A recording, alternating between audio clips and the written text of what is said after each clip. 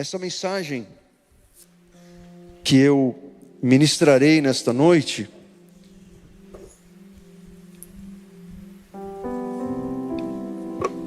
é uma continuação da mensagem que comecei a pregar hoje pela manhã. Pastor, como é que eu faço para ouvir a primeira parte dessa mensagem? Você vai no nosso canal do YouTube. E você vai encontrar ali essa mensagem na íntegra. Nessa semana você vai encontrar o culto inteiro ali. Depois os meninos ali do Criativo, eles vão fazer a edição e depois você vai ter somente a mensagem ali.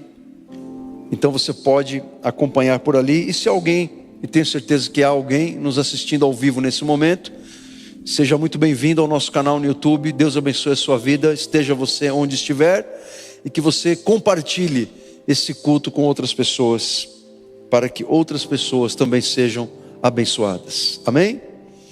Imagine alguém que herda uma fazenda enorme. Imagina você. O que você faria se você herdasse, sem esperar, uma fazenda enorme, com terras férteis, com muitas coisas maravilhosas plantadas, pomares com muitas frutas? O que você faria?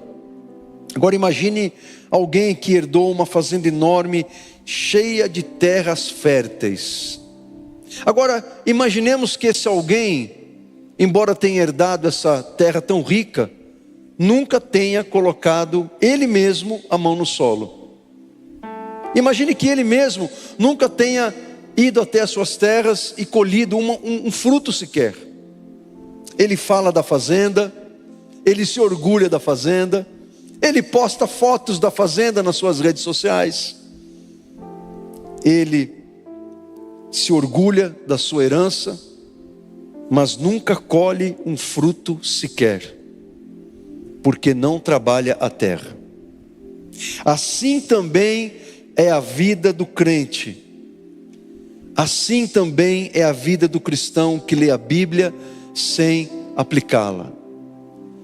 Vê pra gente aí, Ednei, o que está acontecendo, meu amigo, por favor. Assim também é a vida do crente que lê a Bíblia, mas não coloca ela em prática. Assim é a vida do crente que lê as Escrituras, mas não pratica o que está ali. Toda riqueza está ali, o conhecimento está lá, as riquezas do Senhor estão lá diante dele, mas o fruto não aparece na vida dessa pessoa, porque embora ele leia a Bíblia, ele não coloca ela em prática. É a mesma coisa do sujeito que ganhou uma terra fértil, mas não coloca a mão na terra. Tiago diz, o irmão do Senhor, que quem ouve a palavra do Senhor e não a pratica é como alguém que se olha no espelho e logo se esquece da própria imagem. Ou seja, a palavra de Deus só mostra o seu poder quando ela sai do papel ou daquilo que está digitado e entra no nosso coração. Não adianta você ter uma Bíblia aberta no Salmo 91, lá no seu local de trabalho ou na sua casa, como uma peça decorativa, se você não colocar em prática o que diz o Salmo 91. Se você não se relacionar com o Deus do Salmo 91. A palavra de Deus precisa ser colocada em prática. Mas aí surge uma pergunta. Como colocaremos em prática aquilo que nós não conhecemos? Como que você vai fazer um bolo se você não conhece a receita? Como você vai montar o equipamento se você não tem um manual? Como que você vai colocar em prática aquilo que você não conhece? Por essa razão que a gente tem que fazer primeiro o que Jesus diz lá em João 5,39. Olha só o que ele diz lá: examinai as Escrituras, porque julgais ter nelas a vida eterna, e são elas mesmas que testificam de mim. Olha o que Jesus está dizendo: examinai as Escrituras, porque são elas que falam ao meu respeito. Então, eu quero apresentar hoje para você ou continuar falando as razões pelas quais devemos fazer isso que Jesus está dizendo: examinar as Escrituras. Por que devemos examinar as Escrituras? E hoje eu quero dar continuidade a esta mensagem, trazendo para você mais 3 razões práticas para a sua vida cotidiana do porquê você deve examinar as Escrituras, conforme o Senhor Jesus está dizendo. Então, em primeiro lugar, você deve examinar as Escrituras, como Jesus diz, porque a palavra de Deus, ela molda e fortalece o seu caráter. A palavra de Deus, gente, ela é poderosa para moldar o seu caráter, moldar os seus pensamentos, transformar você numa nova pessoa. Olha o que diz o salmista no Salmo 119: de que maneira poderá o jovem guardar puro o seu caminho? Ele pergunta, e ele mesmo responde: observando segundo a sua palavra. Como que eu vou me manter longe do pecado, afastado do pecado? Observando a palavra do Senhor. Porque é a palavra do Senhor que me diz o que é pecado e o que não é. Qual o caminho que eu devo andar, qual o caminho do qual eu devo me afastar. E essa palavra tem que estar no nosso coração. E ele vai dizer no versículo 11: guardo no coração as tuas palavras para não pecar contra ti. Ou seja, a palavra de Deus, ela não pode estar somente no papel, e também não pode estar somente no nosso intelecto, ela tem que estar no coração. Porque Jesus diz que é no nosso coração que estão as coisas mais importantes da nossa vida, as coisas que realmente são importantes e que significam e que têm um significado para nós. Não foi isso que Jesus disse? Onde estiver o teu tesouro, lá estará o teu coração. Então a palavra tem que estar no coração, ela tem que estar no intelecto, óbvio. Você tem que entender, compreender, raciocinar, meditar nas Escrituras, mas ela tem que estar sobretudo no coração. Nós somos convidados a amar a palavra de Deus. E quanto mais amamos a palavra de Deus, mais ela vai moldando o nosso caráter, a nossa forma de pensar, a nossa forma de enxergar a vida, de interpretar a nossa história. Então o exame e a meditação diária da palavra de Deus, ela lança luz sobre o nosso coração e nos faz conhecer melhor a nós mesmos. Porque veja bem, quando você está lendo a palavra, meditando a palavra, o que está acontecendo? É como se você estivesse se vendo num espelho.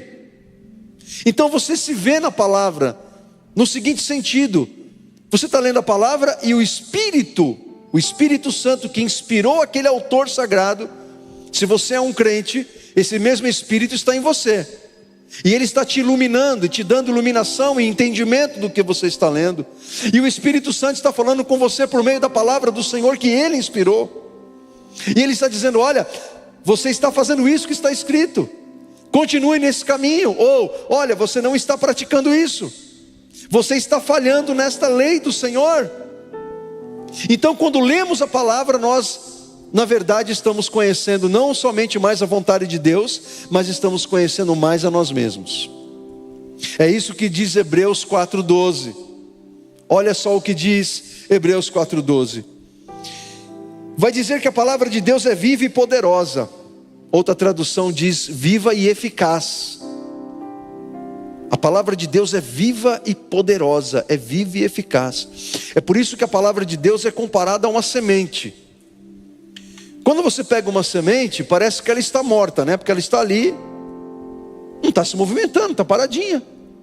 Mas quando você pega aquela semente, quem aqui é da época da escola, que você fez o trabalho de ciências do feijãozinho, plantado no algodãozinho, no copinho, aí passou alguns dias, estava lá, ele brotando, brotinho de feijão. Não é isso? A palavra de Deus é exatamente isso. Você vê a palavra, a escrita, você fala, está ali, as palavras estão ali. Mas quando você traz para o coração e começa a praticar, a palavra se torna viva em você, e os frutos vão brotando, vão aparecendo. Por isso que ela é viva e poderosa, e mais cortante do que uma espada afiada dos dois lados, que penetra fundo a ponto de separar alma e espírito, juntas e medulas. E olha o que ele vai dizer agora, o autor aos Hebreus: a palavra de Deus é poderosa, para ir fundo nos nossos pensamentos e desejos do coração, mostrando-nos como somos na realidade. Em outras palavras, a gente pode estar tentando enganar os outros, tentando enganar a nós mesmos. A gente pode tentar dizer, não, olha, eu não tenho esse problema, ou racionalizar os nossos pecados, os nossos erros, os nossos vícios, as nossas fraquezas, dando um monte de desculpas para as coisas erradas que fazemos, e dizendo, não, eu sou assim mesmo. E aí nos deparamos com a palavra de Deus, e ela faz isso, ó. Ela revela os nossos verdadeiros pensamentos, ela revela o que está dentro do nosso coração, os verdadeiros desejos que estão lá, e nos mostra como somos na realidade, porque a palavra ela lança luz no nosso interior, no mais profundo do nosso ser. É como se Deus pegasse o nosso olho e nos levasse para dentro do nosso coração, e Deus falasse assim, olha aí o que está aí dentro, olha quanta coisa você precisa consertar aí dentro de você, olha essa bagunça aí, você precisa fazer uma faxina na tua alma, no teu coração, na tua mente. E a palavra de Deus, ela lança luz e faz a gente enxergar tudo aquilo que não está bom, sujo, podre, que nós precisamos limpar, tirar da nossa vida, ou receber cura, libertação. A palavra de Deus faz isso, por isso que ela é poderosa para moldar o nosso caráter.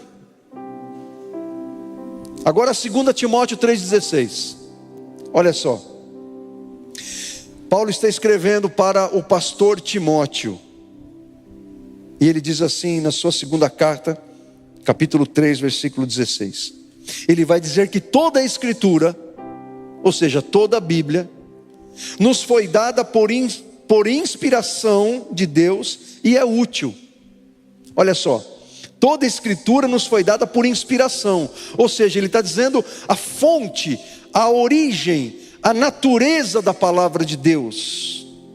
A fonte, a origem da palavra de Deus não é humana, ela é divina. Ela foi inspirada por Deus. E então ela se torna útil para propósitos que Deus tem para a nossa vida. E quais são esses propósitos? Ele vai dizer 3 aí nesse texto. Olha só, a palavra de Deus é útil, primeiro, para nos ensinar o que é verdadeiro.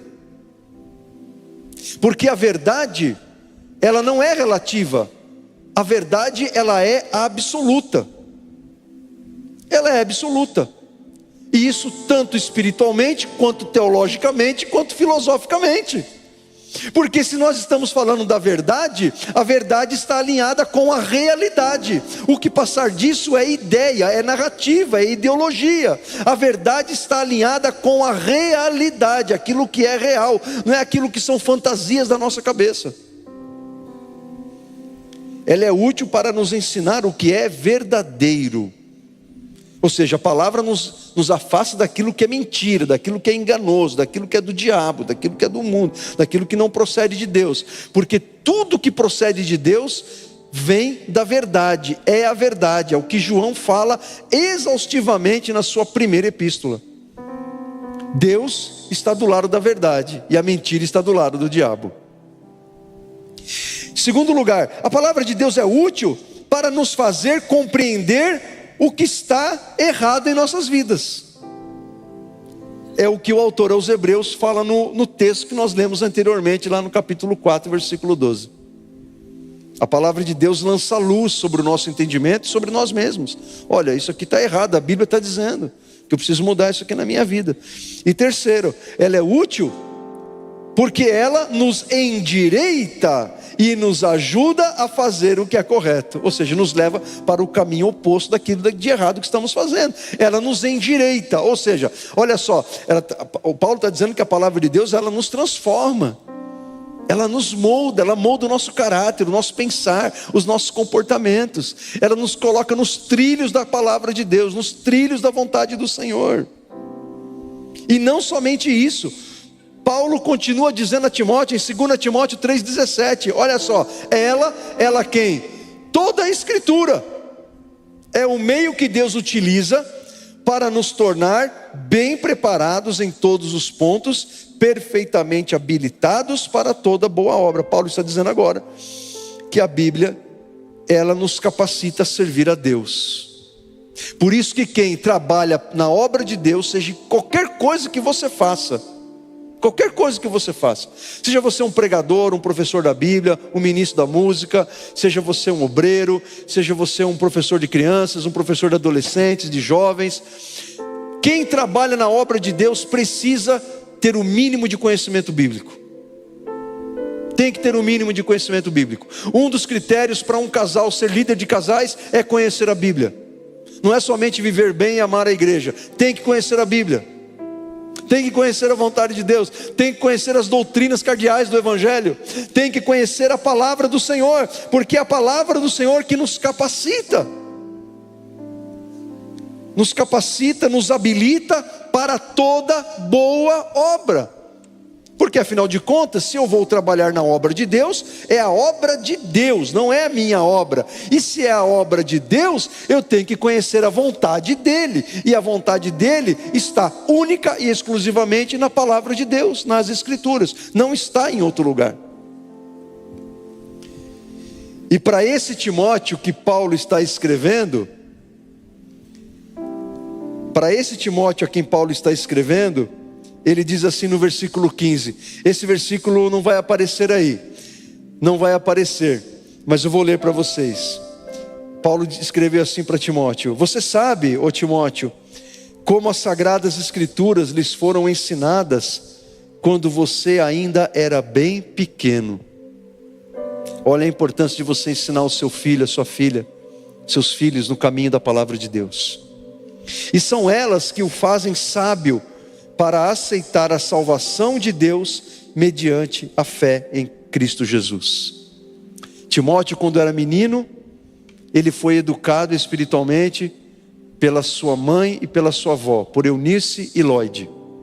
Essas duas mulheres judias piedosas ensinaram a palavra de Deus para Timóteo. E ele cresceu com essa semente viva, fervilhando no coração dele. E ele conhecia todas as escrituras do Antigo Testamento que falavam a respeito do Messias. E quando ele ouviu o Evangelho de Jesus, ele reconheceu em Jesus aquele Messias profetizado nas páginas do Antigo Testamento. E ele creu no Senhor. Ele creu em Jesus. Ele entregou a sua vida ao Salvador. Então foi esta palavra que fez com que ele aceitasse a salvação mediante a fé em Jesus. O Timóteo, ele teve o seu caráter moldado pela palavra desde a sua infância. Felizes, bem-aventurados são aqueles que nascem no chamado berço evangélico. Aqueles que nascem na casa de Deus. Bem-aventurados. Eu vim do mundo, gente, me converti com 17 anos. Não conhecia Jesus, e graças a Deus que a graça do Senhor me alcançou. Fui perdoado, fui transformado. Mas bem-aventurados são os que nasceram na casa do Senhor e que nunca se desviaram. E quando chegaram à idade da consciência, tiveram que se arrepender, porque filho de peixe não é peixinho, certo? Filho de crente não é crentinho, quer dizer. Filho de crente também precisa se arrepender, reconhecer que é pecador, que precisa de Jesus, mas sem passar pelas agruras do mundo sem Deus. Então, meus queridos, quem medita na palavra com o coração sincero e humilde, tem o seu caráter transformado e é uma pessoa cada vez mais preparada para servir a Deus em sua obra, amém? Em segundo lugar, você deve examinar as Escrituras, como Jesus disse, porque ela te dá sabedoria para agir nas decisões diárias e situações desafiadoras. Passa para o próximo aí, Ednei, faz favor, meu querido. Então, quando você medita nas Escrituras, quando você lê a Bíblia todos os dias, quando você tem comunhão com a palavra do Senhor, você recebe segurança espiritual e a direção que você precisa para cada situação de sua vida. Salmo 119, versículo 105: a tua palavra é lâmpada para os meus pés e é luz para o meu caminho. Gente, nós somos seres humanos. Nós não sabemos tudo, não é verdade? Nós não temos todas as respostas. Há situações que nós passamos na nossa vida, que nós ficamos sem saber o que fazer. Às vezes as crises que enfrentamos, e crises terríveis que os crentes passam, como uma doença incurável, alguém na família doente, com diagnóstico de morte, um desemprego, uma traição, um divórcio, um luto, a morte de alguém que amamos, crises que desestruturam o nosso coração, os nossos pensamentos. Parece que nós vamos morrer, que não vamos suportar, que vamos sucumbir. Nós precisamos da palavra de Deus nas crises que enfrentamos. É a palavra que nos sustentará, que nos ajudará por meio do Espírito. Mas não somente para essas grandes crises, nós precisamos da palavra de Deus para a nossa vida cotidiana, para o nosso dia a dia. Quando acordamos pela manhã, fazemos a nossa higiene, preparamos o café, nos preparamos para o trabalho, ou para os cuidados da casa e da família. Precisamos da palavra de Deus para a nossa vida diária, todos os dias. Quando vamos tomar uma decisão importante, quando vamos entrar numa sociedade, quando vamos adquirir uma propriedade, quando começamos um novo relacionamento, quando decidimos nos casar com alguém, nós precisamos da palavra de Deus em tudo aquilo que fazemos. Quando estamos trabalhando, precisamos da palavra do Senhor. Quando estamos cuidando da nossa família, precisamos da palavra do Senhor. Quando estamos fazendo a obra de Deus, precisamos da palavra do Senhor. Em cada decisão que nós tomamos, nós precisamos da bússola que é a palavra de Deus. A bússola que nós precisamos em cada decisão. Só que veja bem, para que a palavra de Deus ela seja uma bússola segura na sua vida, você precisa praticar a palavra. Para que isso funcione e dê certo, você precisa praticar a palavra de Deus, não apenas ler. Você precisa colocá-la em prática. Olha só o que Deus disse para Josué no capítulo 1, versículo 8. Josué estava herdando a liderança de Moisés em Israel. Era o grande líder que iria comandar a posse da terra prometida por Deus aos antepassados, aos patriarcas de Israel, Abraão, Isaque e Jacó. Josué estava diante de grandes desafios, irmãos.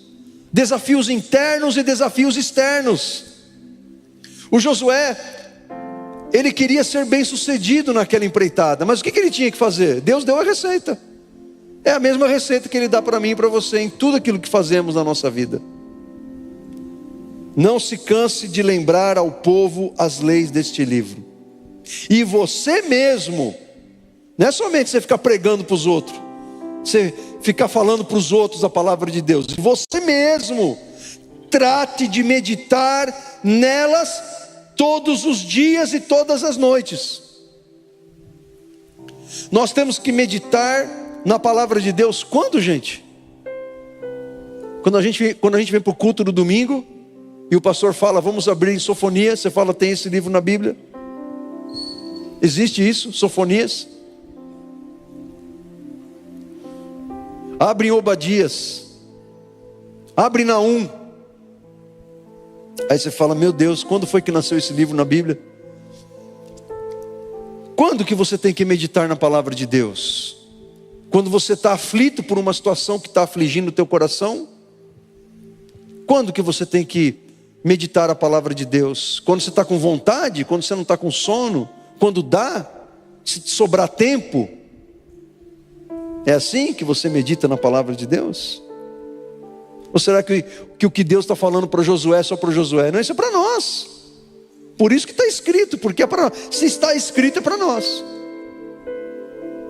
Trate de meditar na minha palavra todos os dias e todas as noites. A melhor coisa que você faz, irmão, quando você acorda, vai para a sua Bíblia, lê um texto bíblico, ou lê aquele capítulo da Bíblia que você está lendo sistematicamente. Antes de dormir, leia a Bíblia de novo e medite. Vá dormir pensando nas Escrituras, no que Deus te falou. todos os dias e todas as noites, para ter certeza de que está sendo obediente em tudo o que nele está escrito. Porque como que você vai colocar em prática? Você vai obedecer aquilo que você não conhece. Você só pode obedecer aquilo que você está inteirado, aquilo que você sabe, aquilo que você conhece. E aí Deus ele conclui dizendo o seguinte: só assim você prosperará e terá sucesso. Quem aqui não quer prosperar e ter sucesso em tudo que faz, em tudo que empreende, nos nossos sonhos, nos nossos projetos? Quem aqui não quer ter sucesso e prosperar em tudo que faz? O segredo está aqui, você meditar na palavra todos os dias, todas as noites, e obedecê-la, certo?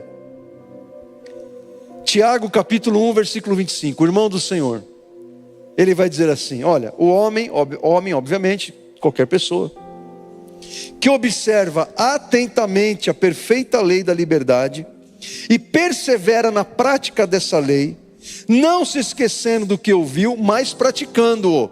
Olha só, gente, os pregadores aí, dá para extrair quantos tópicos de uma mensagem de 1h30 desse versículo? Dá para extrair 4 tópicos. Tópico 1, observe atentamente a palavra de Deus. Tópico 2, persevere na prática desta lei. Tópico 3, não se esqueça do que você ouviu. Tópico 4, pratique. É assim? Essa é a nossa relação com a palavra de Deus?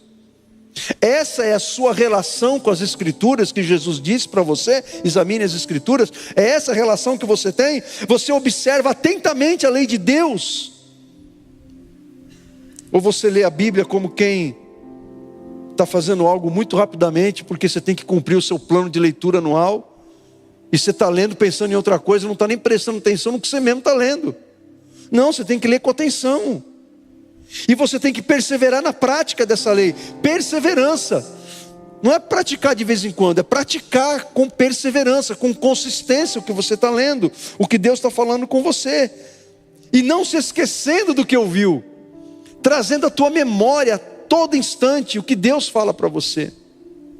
A gente não pode se esquecer do que Deus fala, mas praticar ao invés de esquecer. E aí qual o resultado? Olha o resultado, gente: você será bem-aventurado naquilo que fizer. Tiago e Deus para Josué não estão falando exatamente as mesmas coisas, com palavras diferentes? São as mesmas coisas com palavras diferentes. Ah, Senhor, eu quero prosperar, quero ser um homem de sucesso, quero ser uma mulher bem-aventurada, eu quero ser bem-sucedido em tudo aquilo que eu faço. Mas você está lendo a palavra? Você está meditando a palavra? Você está colocando ela em prática? Porque somente assim você será bem-aventurado naquilo que fizer. Então, quando você examina a palavra, você tem discernimento para fazer escolhas sábias e não dar cabeçada na vida. Você conhece alguém que está dando cabeçada na vida porque não está consultando a palavra do Senhor? Você conhece alguém? Talvez esse alguém esteja nesse culto, nesta noite. Eu espero que não seja você, que está batendo cabeça porque não está obedecendo a palavra, está guiando o teu coração. Ah, mas eu estou sentindo de fazer isso. A Bíblia diz que o nosso coração é enganoso, irmãos. O nosso coração é enganoso. Cuidado com o teu coração, viu? Entre o teu coração e a palavra, fique com a palavra. Davi, antes de ir para as batalhas do Senhor, ele consultava o Senhor. Senhor, devo ir, não devo ir? Davi, enquanto fugia de Saul, dentro das cavernas, ele orava a Deus, compunha salmos, buscava o Senhor. Ele não confiava no seu próprio braço, na sua própria força.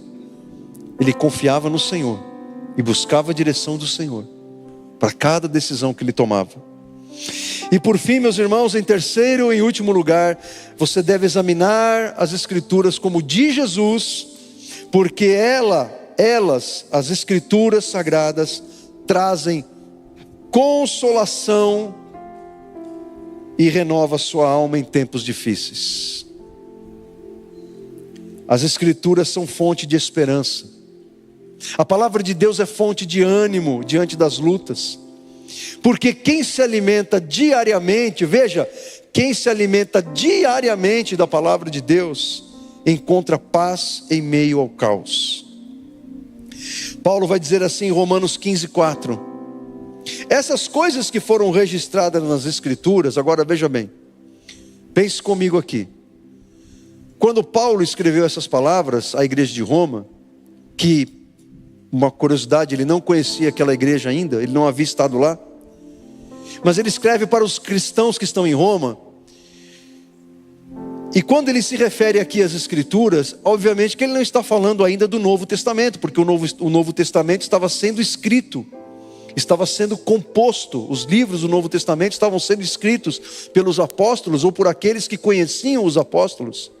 Então, quando ele se refere às Escrituras, ele está se referindo a todo o Antigo Testamento, porque a Bíblia da igreja do primeiro século era o Antigo Testamento, que falava a respeito de Jesus, era a principal escritura. E as cartas que os apóstolos escreveram e os evangelhos começaram a se disseminar entre as igrejas e serem copiadas. Mas aqui, sobretudo, Paulo está falando das escrituras veterotestamentárias, que eram tidas como palavra de Deus, e como são consideradas como palavra de Deus por nós também. Então ele diz: essas coisas que foram registradas nas Escrituras no passado, ele está falando do quê? Ele está falando da história de Deus com o povo de Israel. Ele está falando de como Deus tratou desse povo, como Deus disciplinou esse povo por causa do pecado, como Deus abençoou esse povo quando esse povo foi obediente, obedeceu a palavra, os milagres do Senhor, os livramentos do Senhor no povo de Israel. Todas essas coisas foram registradas no passado. Todas essas coisas servem para nos ensinar a paciência e para nos animar, a fim de que mantenhamos a nossa esperança. E é óbvio que agora essas palavras de Paulo cabem também no Novo Testamento que está formado. Então toda a Escritura, tudo que está escrito para nos animar, para nos ensinar a paciência, a fim de que mantenhamos a nossa esperança. Irmãos, quando você lê a Bíblia, quando você tem comunhão com as Escrituras, você pode estar passando por uma situação difícil, que está mexendo com as suas emoções, está te trazendo preocupação, está fazendo você chorar. Mas quando você tem comunhão com a palavra, essa palavra ela vai animar você, ela vai colocar esperança no teu coração. Você pode até bambear para um lado, para o outro, mas você não vai sucumbir, você vai permanecer em pé, porque a palavra está sustentando você. É a palavra de Deus viva, poderosa e eficaz. Amém? Salmo 119, versículo 50. Quando estou cercado de problemas e dificuldades. Há alguém aqui nessa noite cercado de problemas e dificuldades? Não há nada de errado com isso, porque problemas e dificuldades fazem parte da nossa vida. Alguns têm mais problemas e dificuldades, outros têm menos. Mas quem sabe você está se sentindo exatamente assim, cercado de problemas e dificuldades. Ele diz: uma coisa me anima e consola. Ele está falando para Deus: a sua promessa me enche de força e poder para enfrentar a situação. Então, o que te anima e te consola quando você está cercado de problemas e dificuldades? Você faz uma besteira na vida? Você enfia o pé na jaca? Chuta o balde? É isso que você faz? Você se entrega ao pecado? Se entrega aos prazeres do pecado para aliviar a sua atenção, como um mecanismo de busca pelo prazer para aliviar a sua dor, através de coisas que Deus condena? O que te anima e te consola quando você está cercado de problemas e dificuldades? Você se faz de vítima? Você é uma vítima, você é um coitadinho, você começa a sofrer de autocomiseração, você se afasta das pessoas e diz que ninguém liga para você, que ninguém te ama, que a igreja te abandonou. Está todo mundo te ligando, indo atrás de você, e você diz: não, as pessoas não estão se importando comigo. É isso que você faz? Quando você está cercado de problemas e dificuldades, o que te anima e te consola? Ficar se expondo na rede social? Postando as suas misérias, as suas desgraças, as suas tristezas no Facebook, no Instagram? É isso que você faz? Eu fico abismado com esse tipo de coisa, gente. Uma tragédia acontece com a pessoa, algo ruim aconteceu, ela fica postando aquilo. Mas por quê? Porque ela quer receber like, ela quer receber palavras que consolam. Mas isso não é uma atitude sábia, porque você está expondo a tua vida, e depois você vai ficar com vergonha, e você pode estar expondo outras pessoas da tua casa, outras pessoas que convivem com você, que estão no contexto daquele problema. Você está expondo a tua família, a tua casa, os teus filhos, teu marido, a tua esposa, os teus empregados, quem sabe, ou o local onde você trabalha. Quando você está cercado de problemas e dificuldades, irmãos, vai para o local secreto, entra no teu quarto, fecha a porta e vai orar. Busque aconselhamento com as pessoas certas, não fale com qualquer um, não fica postando em rede social não, as suas misérias, se fazendo de vítima, de coitado, de coitadinho. Isso denota uma pessoa sem sabedoria, sem equilíbrio emocional, com uma forte carência emocional, que está dando cabeçada e fazendo coisa errada. Então, quando vamos para a palavra de Deus em tempos difíceis, somos lembrados por meio dela que nós temos um Pai que é um Deus fiel em nossas vidas, um Deus que não falha, que nos consola, que nos renova, que nos fortalece no momento difícil. Amém? Está cercado de problemas e dificuldades? O que te anima e te consola? Que seja as promessas do Senhor que te enchem de força e poder para você enfrentar qualquer situação. Amém ou não amém? Eu me lembro de Elias, quando o profeta Elias, ele orou, desceu o fogo do céu, ele confrontou e venceu 450 profetas de Baal, uma pirotecnia celestial, fogo do céu, aquela coisa tremenda. Ele pensou, agora Israel vai se converter, agora Israel vai se voltar para Deus, agora Jezabel e Acabe, os reis de Israel, vão se arrepender dos seus pecados, vão deixar a magia negra, a macumbaria, a feitiçaria, e eles vão agora se voltar ao Deus vivo, eles vão abandonar o Deus Baal e vão se converter ao Deus de Israel. Ao invés disso, Jezabel jurou de morte Elias. Ele ficou tão frustrado, que ele se colocou a pé de Israel até Horebe, centenas e centenas de quilômetros, numa viagem, mergulhado numa depressão profunda, pedindo para Deus a morte, pedindo para Deus morrer, pedindo para que Deus tirasse a vida dele. O que é algo interessante em Elias, porque ao mesmo tempo que ele pede para morrer, ele está indo para Horebe, onde Deus falou com Moisés. Ou seja, ele quer que Deus faça alguma coisa. Ele está triste, mas ele continua crente. Ele está triste, desanimado, mas ele continua crendo no Senhor e esperando que Deus faça alguma coisa. Aí Deus aparece no meio do caminho por 2 vezes, através de um anjo. Fala para Elias, come e bebe que a viagem é longa. Não era hora de Deus dar sermão em Elias, era hora dele renovar suas forças físicas, dele descansar, porque até isso Deus sabe. Deus sabe a hora que você tem que levar um sermão e a hora que você tem que comer e descansar e renovar suas forças físicas e mentais. E aí quando o Elias chegou lá no Horebe, Deus apareceu para ele e Deus falou com ele, e a palavra de Deus renovou Elias e recolocou Elias na sua missão de profeta de Deus em Israel. É isso que a palavra de Deus faz com a gente, irmãos. A palavra de Deus nos renova, ela nos fortalece, ela nos anima, ela mostra o caminho que devemos seguir quando estamos sem direção, como Elias ficou.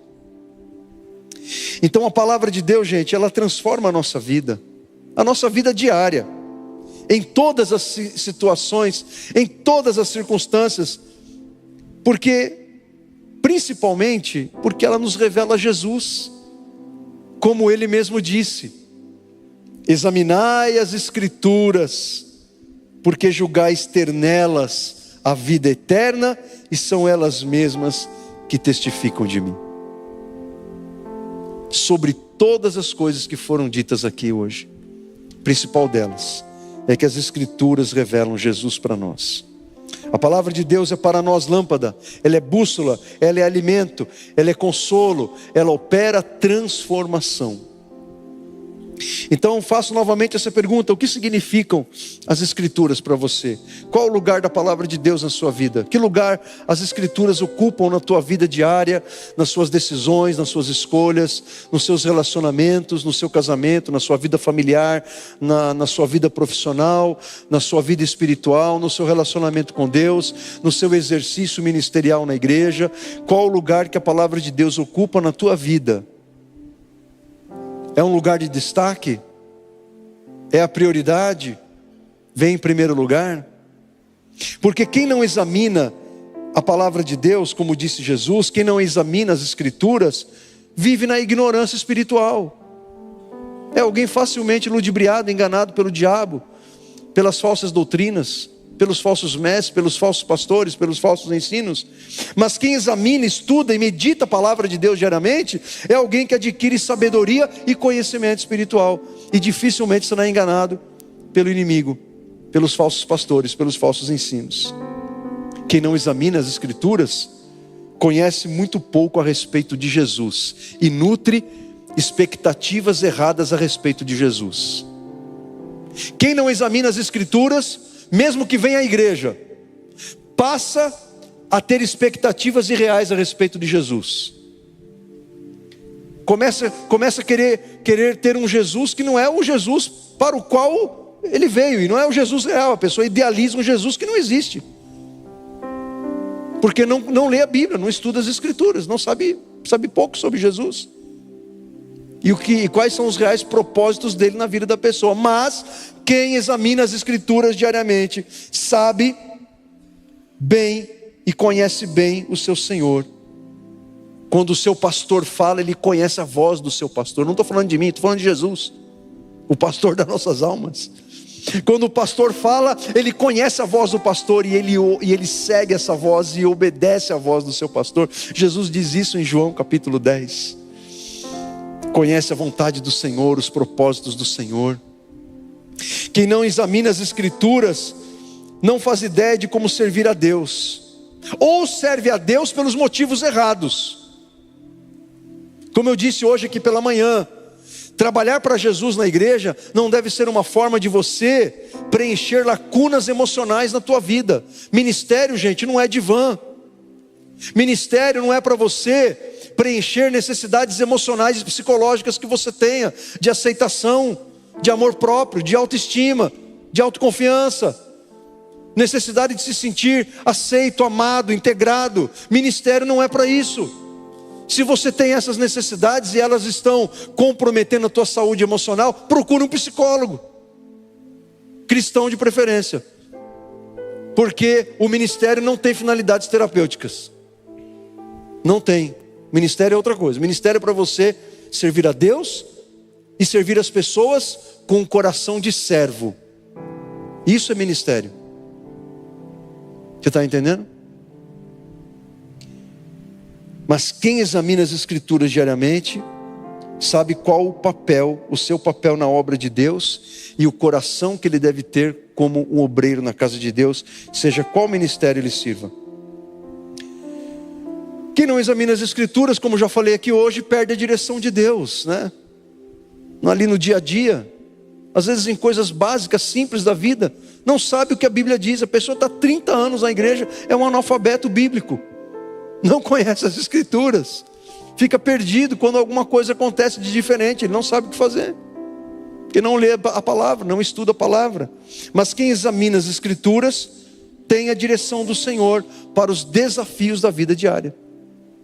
Quem examina as Escrituras, quem não examina as Escrituras, torna-se fraco espiritualmente diante das tentações. Quem não examina as Escrituras é facilmente tragado pelas tentações do pecado, pelas tentações do diabo, pelas tentações do mundo. Mas quem examina a palavra de Deus diariamente, é como diz o salmista: guarda a tua palavra no meu coração, para não pecar contra ti. Dificilmente é laçado pelo pecado.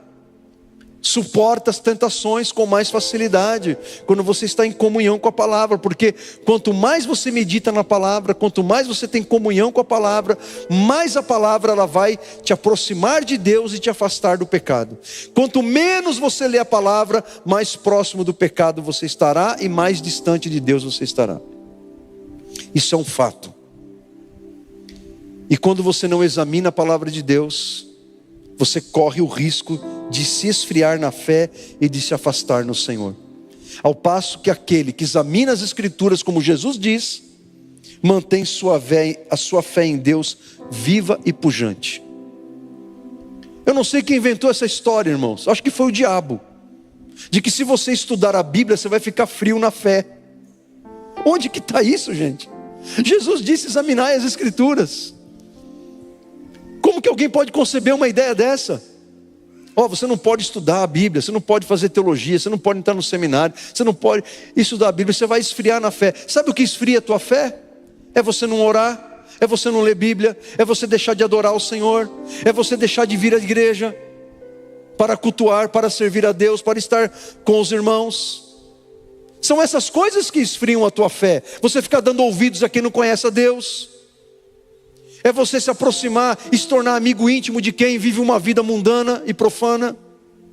E você não está influenciando essa pessoa, ao contrário, você está sendo influenciado. E isso é que esfria você na fé. Não é você estudar a Bíblia. Onde está isso, gente? Estudar a Bíblia vai tornar você mais forte, mais sábio e mais capaz de servir a Deus e de ajudar outras pessoas. Amém ou não amém? De qual time você faz parte? Você está no time daqueles que não examinam as Escrituras, ou lê a Bíblia de qualquer jeito, ou de vez em quando tem vontade, ou quando o calo aperta, ou você faz parte do time daqueles que examinam a Bíblia diariamente com atenção, se esforçando para praticá-la, colocá-la em prática e não se esquecer dos mandamentos do Senhor? De qual time você faz parte? Eu quero convidar você a ficar em pé e pensar e refletir sobre tudo o que foi dito nesta noite. Feche os teus olhos, abre o teu coração.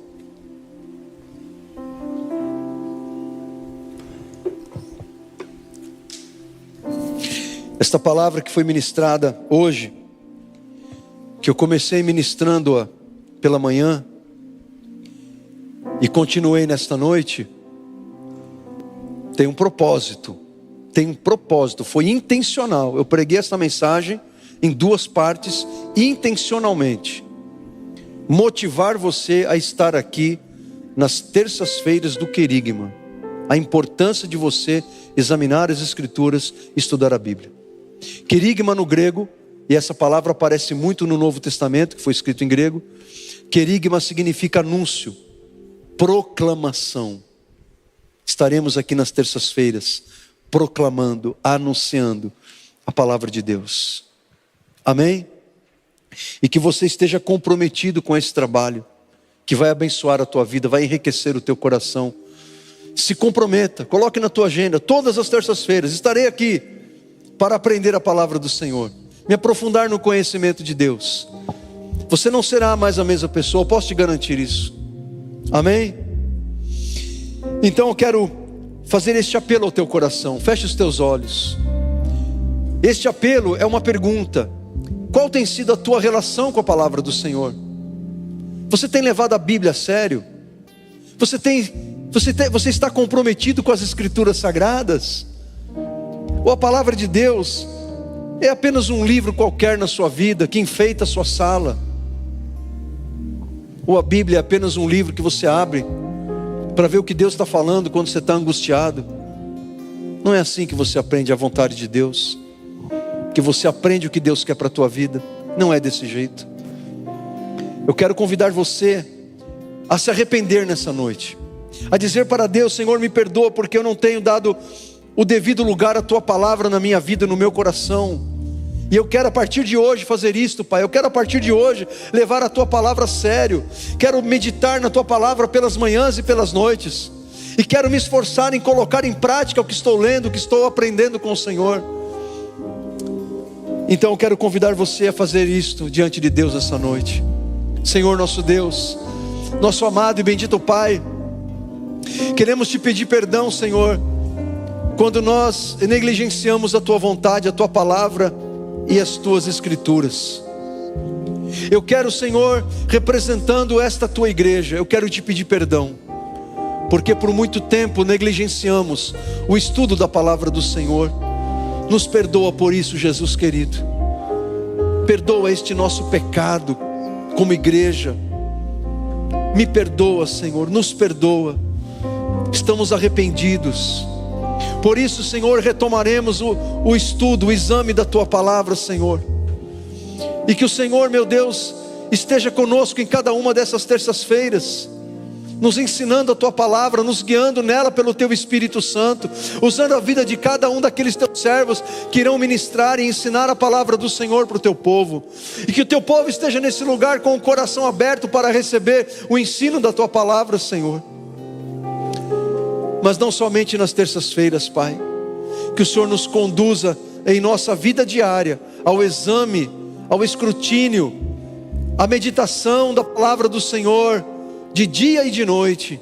Que a Tua palavra esteja no nosso coração, para que nós não pequemos contra Ti, mas para que obedeçamos, e para que a Tua palavra nos guie em cada decisão importante, no cumprimento dos papéis que exercemos na nossa vida cotidiana, na nossa vida diária, em casa, no trabalho, na sociedade. Que a Tua palavra esteja no nosso coração, guiando os nossos pensamentos, os nossos sentimentos, as nossas palavras, as nossas ações. Que a Tua palavra, meu Deus, nos ajude a reescrever a nossa história, a dar uma versão abençoada daquilo que temos vivido e experienciado em nossa vida. Pai, entregamos a nossa vida e o nosso coração em Tuas mãos. Que o nosso coração, Pai, seja uma boa terra para a palavra do Senhor. Que o nosso coração não seja a beira do caminho. Que o nosso coração não seja o solo pedregoso, nem o solo espinhoso. Que o nosso coração, Pai, seja boa terra para a semente da Tua palavra. Em nome de Jesus. Em nome de Jesus.